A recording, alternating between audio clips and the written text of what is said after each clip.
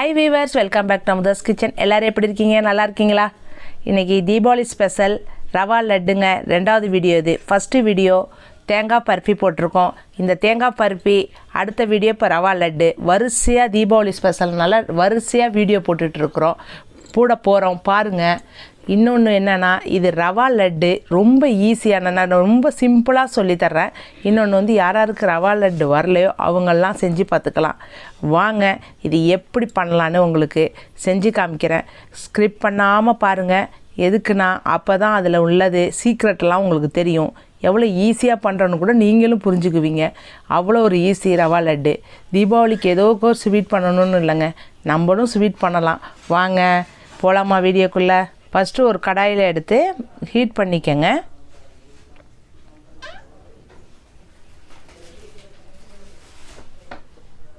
இது 1/2 kg ரவாங்க. இதான் இந்த பாம்பே ரவான்னு சொல்லுவாங்க. இன்னொன்று வந்து ரவா உப்புமா செய்கிற ரவா தான், சன்னமாக இருக்கும். அதை வாங்கிக்கோங்க. 1/2 kg நான் மெஷர்மெண்ட்டு உங்களுக்கு சொல்கிறேன். அந்த 1/2 kg லெவலு கரெக்டாக போட்டு பண்ணுங்கள். நான் பண்ண அதே லட்டு உங்களுக்கு கரெக்டாக வந்துடும். ஓகேவா? இங்கே பாருங்கள், இது வந்து ஹை ஃப்ளேம் வைக்கக்கூடாது, சிம்மில் வச்சு ரொம்ப ஹீட் பண்ணணும். ஒரு 10 நிமிஷம் ஹீட் பண்ணி வறுக்கணும். அப்படியே ரொம்ப சவந்து வறுத்துடக்கூடாது. சவந்து வறுத்துட்டோம்னா லட்டு வந்து பொன்னிறமாகிடும், வெள்ளையாக ஒயிட்டாக இருக்காது. இன்னொன்று வந்து ஸ்மெல் வர ஆரம்பிச்சிடும், கருக்குன ஸ்மெல் மாதிரி. அதனால் ரவா எப்பயுமே கொஞ்சம் ஸ்பீடாக வச்சிட்டிங்கன்னா ஃப்ளேமு ரொம்ப கருகிரும். அதனால் மீடியமாகவே சிம்மிலே வச்சு வதக்குங்க. இங்கே பாருங்கள், இந்த மாதிரி நல்லா ஹீட் ஆகும். ரவா ஹீட் ஆகினா ஒரு 10 நிமிஷத்துலேயே நம்ம இறக்கி ஆற வச்சிடலாம். இந்த மாதிரி வதக்குங்க. ஏன்னா கொஞ்சம் நேரம் நம்ம அங்கே நின்று கரெக்டாக லெவலில் வதக்கணும். அவ்வளோ கீழே பிடிச்சிடாமல் இருக்கிறதுக்காண்டி தான் கிண்டி விட்டுக்கிட்டே இருக்கிறோம்.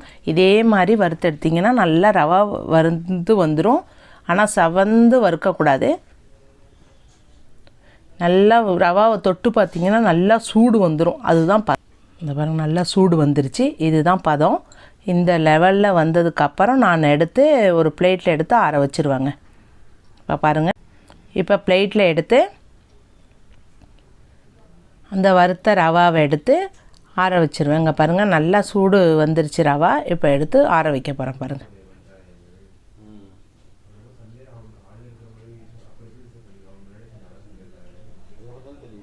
சார் இப்போ எடுத்து ஆற வச்சாச்சு. பாருங்கள், கொஞ்சம் சூடு நல்லா ஆறினோடனே மிக்சியில் போடுறதுக்காண்டி தான். ரொம்ப ஈஸியாக பண்ணிடலாம். ஒரு 10-15 நிமிஷம் தாங்க. இது வறுத்து எடுக்க ஒரு 10 நிமிஷம் ஆகும்.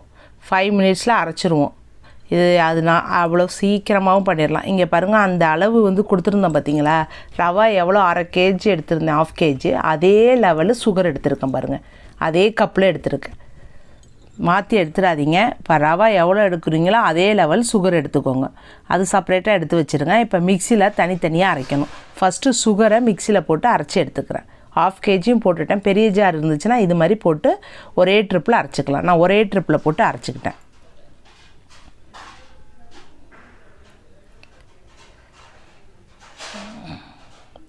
அரைச்சி எடுத்து ஒரு கிண்ணியில் எடுத்து போட்டு வச்சாச்சு.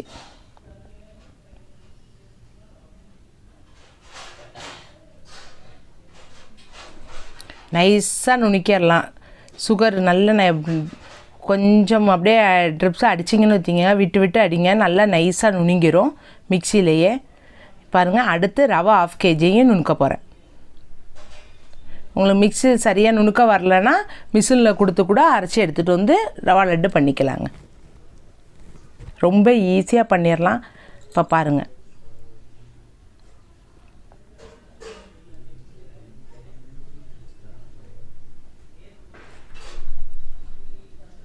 பாருங்கள், மிக்சியில் அடித்து மறுபடியும் ரவாவையும் சூப்பராக நைஸாக அடிச்சிட்டேன். அதையும் அந்த பவுல்லே போட்டுட்டேன். சுகர் போட்ட பவுல்லே ரவாவையும் போட்டுருங்க.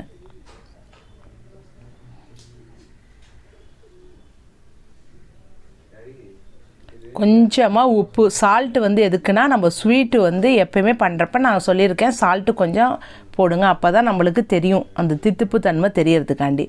ஏலக்காய் பொடி 1/2 டீஸ்பூனு, அவ்வளோதான். இது எல்லாத்தையுமே நல்லா மிக்ஸ் பண்ணிவிட்டு நல்லா மிக்ஸ் பண்ணிடுங்க.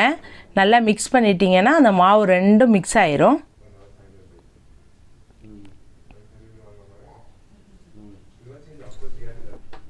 நல்லா மிக்ஸ் பண்ணிட்டோம் பாருங்கள். ஒரு கரண்டியில் வச்சு நல்லா கலந்து விட்டுக்கங்க. ஏன்னா சுகரும் அந்த ரவா பொடியும் நல்லா மிக்ஸ் ஆகிடணும். ஏலக்காய் பொடி போட்டாச்சு, எல்லாமே அவ்வளோதான்.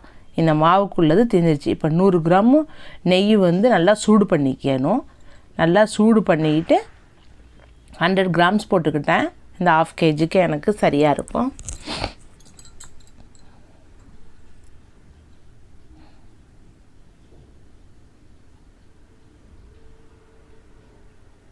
நெய் நல்லா மெல்ட் ஆகி இந்த மாதிரி வந்துடுது பாருங்கள். நல்லா வெது வெதுன்னு இருக்கணும் நெய். அப்படியே ஸ்டவ் மேலேயே இருக்கட்டும். அது நான் ஒரு பிளேட் எடுத்து இந்த மாவு கலந்து வச்சுருக்கேன் பார்த்திங்களா, அந்த பவுலை அது கொஞ்சம் கொஞ்சமாக எடுத்து நம்ம போட்டுட்டு உருட்டிக்கலாம். ஒரேதியாக நெய் போட்டு உருட்டினோம்னா நம்மளுக்கு லெவல் தெரியாது, உருட்டவும் வராது, எவ்வளோ நெய் போடுறோன்னு தெரியாது. ஏன்னா அதுக்கு தகுந்தாப்பில் நம்ம நெய்யை கொஞ்சம் கொஞ்சமாக ஊற்றி ரவுண்டாக பிடிச்சிங்கன்னா ரொம்ப ஈஸியாக இருக்கும். இதுதான் மெத்தடு. எல்லாருக்குமே உருட்ட வரும். ஓகேவா?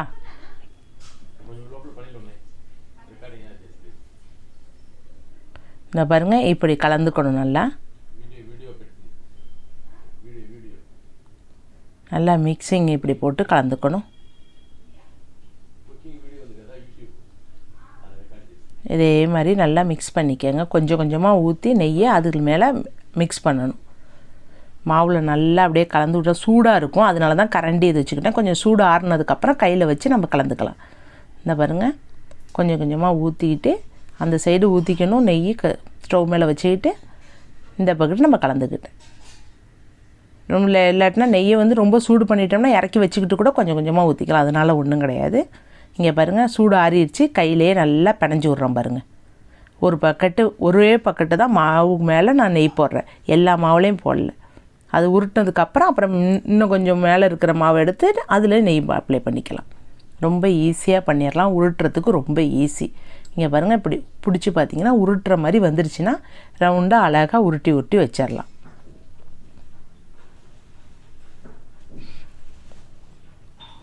இன்னும் கொஞ்சம் லைட்டாக போட்டுக்கிட்டேன். இப்போ பாருங்கள், உங்களுக்கு தெரிஞ்சிடும். நீங்களே பண்ணிகிட்ருக்கிறப்ப உங்களுக்கே வந்துடுங்க எப்படி உருட்டுறதுக்கு மாவு வருதா அப்படின்னு. ஃபஸ்ட்டே ரொம்ப ஊற்றிடாதீங்க நெய். கொஞ்சம் கொஞ்சமாக தான் ஊற்றணும். மாவில் கலந்து கலந்து ஊற்றினா தான் தெரியும்.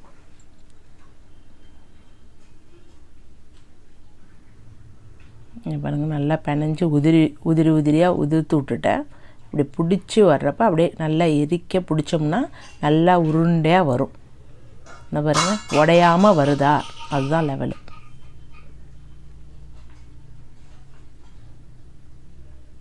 அந்த வெறுமாவில் எடுத்து அப்படியே உருட்டி அதில் போட்டாச்சு. அதை எடுத்து ஒரு பவுலில் பிளேட்டில் எடுத்து வைக்கிறேன் பாருங்கள். இதுதான் பாருங்கள், எவ்வளோ சூப்பராக வந்துருச்சு பாருங்கள். ரவா லட்டு இதுதான். எவ்வளோ ஈஸியாக பண்ணிட்டோம் பார்த்தீங்களா?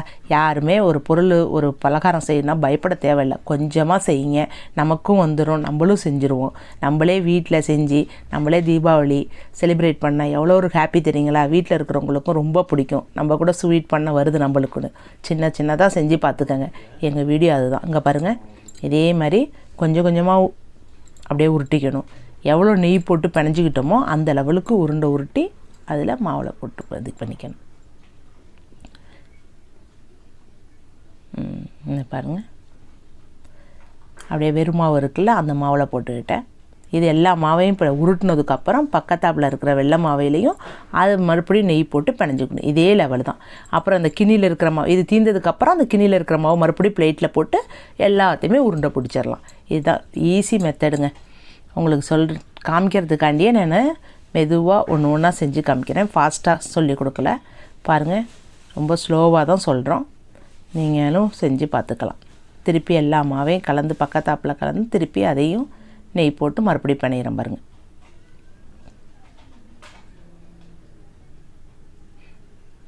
எவ்வளோ ஈஸியாக இருக்குது பார்த்தீங்களா?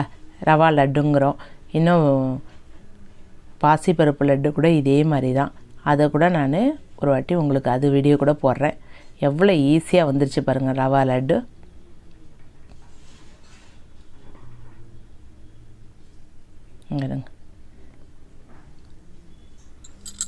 உங்களுக்கு உருண்டை எவ்வளோ ரவுண்டாக உருட்டோன்னா இன்னும் லெவலாக ரவுண்டாக உருட்டிக்கங்க, உங்கள் பொறுமையை பொறுத்து. ஆனால் உடையாமல் இருக்கும். உருட்டுறப்பே தெரிஞ்சிடும் உடையுதா உடையலையான்னு. பயப்பட வேண்டியதில்லை, உடையாமல் வரும். இங்கே பாருங்கள். அது மேலே கொஞ்சம் வெள்ளை மாவு அந்த மாவையே எடுத்து அது மேலே தூவிட்டு அதில் எடுத்து வச்சுருங்க. அவ்வளோதான்.